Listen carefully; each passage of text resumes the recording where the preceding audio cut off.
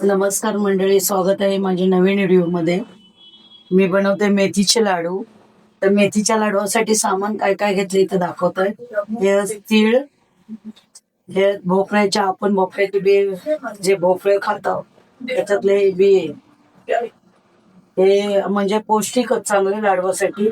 हे घेतलं एक डिंक, या सुका खोबरा पातळ कापून घेतलं, या भाजणार आणि मिक्सरला लावून, ह्या खारी खारीक सुद्धा तुपात चांगलं मी भाजून घेणार आणि मग मिक्सरला लावून पावडर करणार. हा खसखस लाडवासाठी, आणि हे बदाम, बदाम पण चांगले मी भाजून घेणार तेलात, म्हणजे कुठेपर्यंत भाजणार. आणि हे अळीव ड्रायफ्रूट मेथीचे लाडू मी बनवत आहे.